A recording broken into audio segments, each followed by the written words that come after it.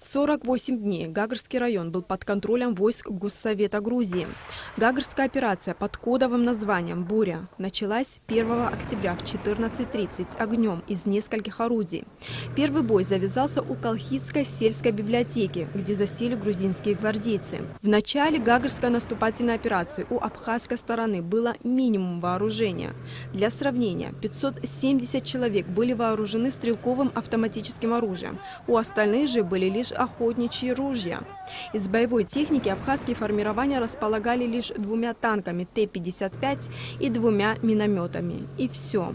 Зато враг был вооружен до зубов. Под ружьем с грузинской стороны находилось свыше 4000 человек. Их поддерживали свыше 40 единиц бронетехники, десятки артиллерийских орудий, минометов. Позиции абхазов все время атаковывались с воздуха. В городе были разрушения и жертвы среди мирного населения.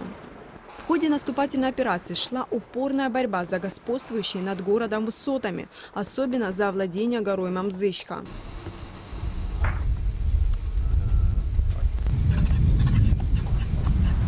А это записи из оперативных сводок штаба обороны Народного ополчения Абхазии. 5 октября в 17:50 силы Народного ополчения вошли с боями в труднейший скальный участок со множеством заминированных мостов и участков дороги и вышли к Холодной речке.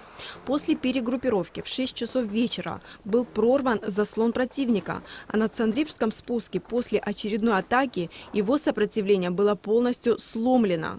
Противник, бросив танки, боеприпасы и вооружение, бежал кто куда, кто в горы, кто до российско-абхазской границы. Бандиты, которые пришли в Абхазию, мы всех прогоним отсюда.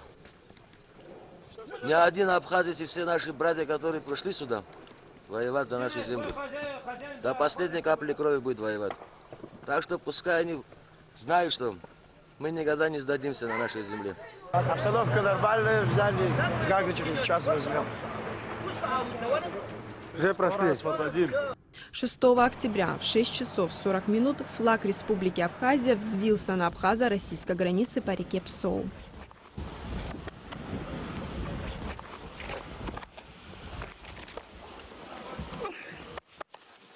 Находимся на посту Псоу на южной границе России с Абхазией.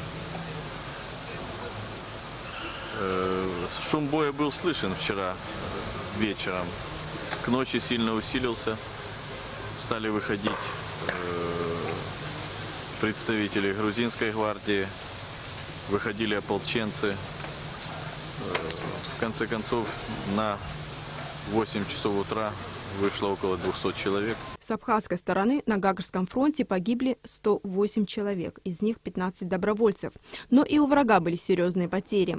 Абхазской стороной было захвачено 35 единиц боевой техники, десятки артиллерийских орудий, минометов, большое количество боеприпасов. Были разгромлены в том числе подразделением Хидриони и Тетри Арциви. После Гагарской операции началось формирование регулярной армии Абхазии, а также Министерства обороны и Генерального штаба. Дорога жизни, по которой со стороны России доставлялся гуманитарный груз, была открыта. Это был первый большой успех абхазской армии. После Гагарского прорыва народ понял, что враг не так страшен, что наша армия может вести наступательные действия и обязательно дойдет до Ингура. Елена Лолуа, Абхазское телевидение.